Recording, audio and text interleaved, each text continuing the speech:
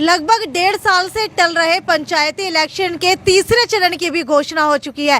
तीसरे चरण के अंदर 4 जगह पंचायती चुनाव करवाए जाएंगे, जिसके अंदर हिसार, फतेहाबाद, पलवल और फरीदाबाद आते हैं। हालांकि इस वक्त हम गंगवा गांव के अंदर पहुंचे हैं। प्रत्याशी मैदान के अंदर कूद चुके हैं। पीछे आप लोग देख सकते हैं पोस्टर लगना शुरू हो चुका है। इस वक्त हम गंगवा गांव के पहले प्रत्याशी की तरफ पहुंच चुके हैं और आपको बता देते हैं कि 22 तारीख को जिला परिषद और ब्लॉक समिति का चुनाव होगा, तो वहीं 25 नवंबर को पंचायती चुनाव होने वाले हैं। तो जान लेते हैं इनसे। मुझे ये बताइए कि आप मैदान के अंदर उतर चुके हैं, क्या विजन लेकर के उतरे हैं, कौन कौन से काम आप करवाएंगे? काम तो मैडम सबसे पहले तो बड़े बुजुर्गों का सम्मान है।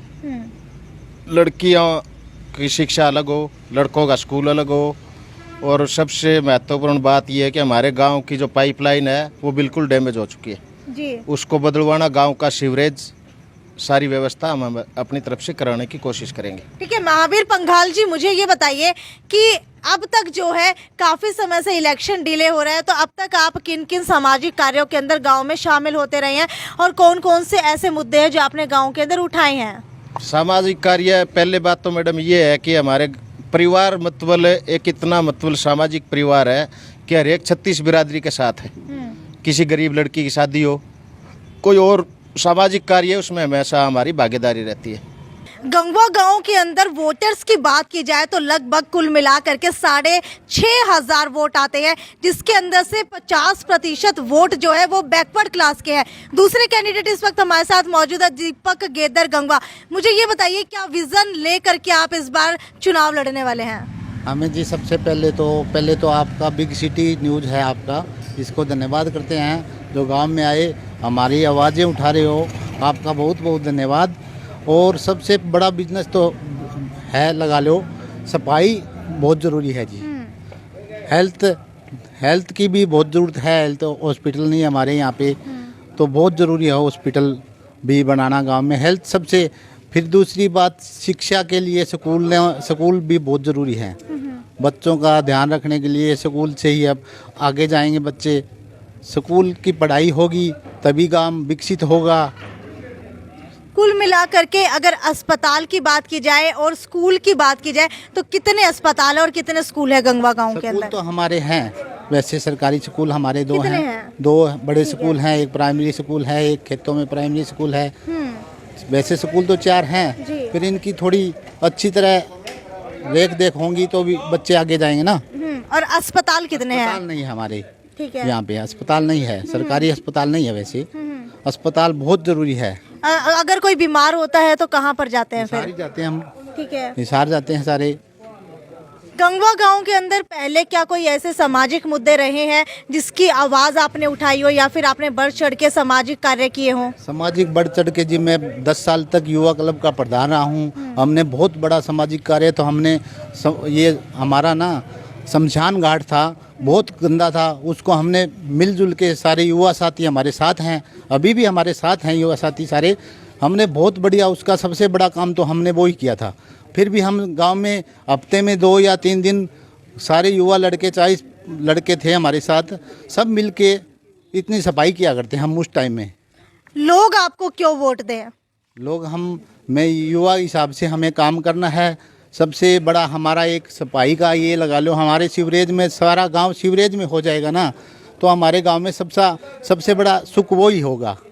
दूसरा, हमारे यहाँ पे बस्ती में ना, सारे खेतों में बस्ती में पानी भरा हुआ है। सारी बस्ती चारों तरफ से आप जाके देखोगे ना, डूबी हुई है, बिल्कुल डूबी हुई है बस्ती का सबसे पहले हमें बस्ती का भी बहुत बड़ा ध्यान, रामगढ़ बस्ती जो अब डूबी हुई है चारों तरफ से, सारे गरीब आदमी हैं, वो सारे मिलजुल के ना उनके साथ हम उनका पानी निकलवाने का फर्स्ट काम वो ही करेंगे। पूर्व के अंदर सरपंच प्रतिनिधि रहे भगवान दास भी इस बार सरपंची की दौड़ के अंदर मैदान में उतर चुके हैं। जान लेते हैं इनसे कि क्या कुछ रूपरेखा गांव को देने वाले हैं। भगवान दास जी पूर्व के अंदर सरपंच प्रतिनिधि भी रह चुके हैं, अच्छा खासा एक्सपीरियंस लिए हुए हैं। मुझे ये बताइए, इस बार चुनाव लड़ने जा रहे हैं खुद, क्या विजन लेकर के चल रहे हैं? विजन तो सबसे बड़ी दिक्कत हमारे गांव में है गौशाला की। जैसे फसल तैयार होगी, पक के 2-3 महीने जमींदार आदमी खेत में सोए, अगर एक दिन से खेत में नहीं जावे तो वो गाय आवारा गाय है सुन्नी गाय, वो खेत में जाकर सारी फसल खराब कर दे। तो एक दिन में फसल सारी नष्ट हो जाए। 6 महीने की मेहनत है, एक दिन में वो खराब होगी। तो इबकी बार गौशाला बनावांगे पहली बात तो। दूसरा है गाँव में सीवरेज की समस्या, तो पूरे गाँव में सीवरेज की व्यवस्था और डाणियों में पानी की व्यवस्था। और इधर हमारे एक बस्ती है रामगढ़ बस्ती, उसके अंदर दिक्कत है पानी की, क्यों वाटर लेवल ऊंचा है, जल भराव ज़्यादा हो जाता है वहाँ, तो वहाँ उसके निकासी के लिए प्रबंध किया जाएगा जी। अगर बात की जाए सामाजिक कार्यों की, तो पहले जो है आपने सरपंच प्रतिनिधि रहते हुए और अभी हाल ही के 4-5 सालों के अंदर क्या कोई ऐसे काम किए हैं जिसे लेकर के लोग आपको वोट दें? पीछे के चुनाव में जिस टाइम चुनाव जीत गए थे, हमारी पहली जो ग्राम सभा की मीटिंग थी, जिस समय ये इसकी पंचायती ज़मीन की बोली होती है, उस टाइम सबसे पहले युवा साथियों ने कहा भाई हमारे खेलने के लिए ग्राउंड नहीं है, तो 2 एकड़ शुरू में पहली नीलामी पे 2 एकड़ ग्राउंड दिया। और दूसरी बार जब नीलामी हुई अगली साल, फिर बोले भाई 2 एकड़ कम है तो कुछ ज़मीनें और दो, तो हमने 4 एकड़ के अंदर मिनी स्टेडियम बनाया है और एक PNB की ITI बनवाई है। लड़कियों का स्कूल पहले 8वीं तक था, अब +2 तक अपग्रेड करवा दिया है। और अब भी इसमें साइंस नहीं है, तो हमारा प्रयास रहेगा भाई मेडिकल की इसमें लड़कियों के स्कूल में मेडिकल का और प्रबंध हो। पिछली बार प्रतिनिधि चुने गए थे गांव में, लेकिन लोगों की काम की आस मुझसे थी, मेरे से आके काम करवाते हैं। अब 2 साल हो गए, अब पंचायत का कार्यकाल खत्म हो चुका है, तो 2 साल से पूरे गांव में जो भी काम होता है हर काम में करवाता हूँ। कोई ऐसे काम है जो आपने करवाए हो, गिनवा सकते हो आप? बहुत से काम है।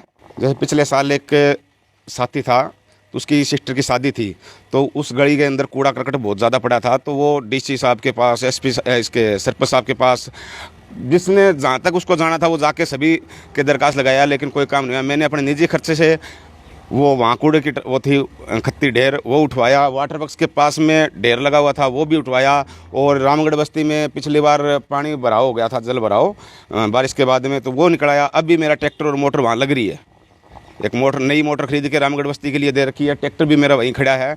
तो बहुत से काम है जो मैं हर टाइम करवाता हूँ। और अब मंदिर के अंदर शौचालय नहीं था, तो 2-3 साल से परेशानी हो रही थी, तो अब शौचालय 5 टॉयलेट बनवा के दिए हैं। गांव के किसी भी साथी को दुख सुख में कोई दिक्कत हो तो हर टाइम उसके साथ खड़ा मिलता हूँ जी।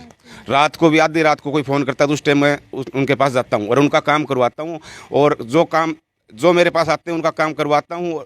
काम होता नहीं है तो प्रयास जरूर करता हूँ उनके लिए जी।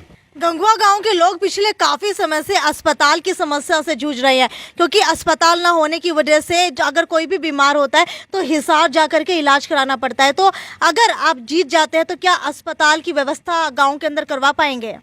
बिल्कुल, PSC तो है हमारे पास गांव में, लेकिन CSC नहीं है, बड़ा हॉस्पिटल नहीं है। तो उसके लिए 4 एकड़ ज़मीन चाहिए, तो वो हम मुहैया कराएंगे और सरकार के पास भेजेंगे भाई हमारे यहाँ CSC बननी चाहिए। तो ये थे पंचायती राज चुनाव के लिए सरपंच पद के उम्मीदवार जो अब तक गांव के अंदर उतर चुके हैं। तो देखने वाली बात ये है कि इनके जो भी विजन है और इनके जो भी सामाजिक कार्य पहले रह चुके हैं, उसको देख करके लोग इन्हें कितने वोट देने वाले हैं और रिजल्ट जो है गंगवा गाँव का क्या रहने वाला है। तब तक जुड़े रहिए हमारे साथ, आगे भी आपको इसी तरीके से हर एक गांव की हर एक रिपोर्ट देने वाले। वीडियो को ज्यादा से ज्यादा शेयर करना ना भूलें। नमस्कार। श्याम जी पोटैटो चिप्स, वो भी कई सारे डिलीशियस फ्लेवर्स के साथ। बस खाते जाओ और खाते ही जाओ। श्याम जी के डिलीशियस एंड टेस्ट। अपना सामान MRP पर नहीं, डिस्काउंट पर लो। और हिसार में डिस्काउंट कहाँ मिल रहा है ये जानो SaleTrending.com पर। Visit SaleTrending.com। पहले कंपेयर करो फिर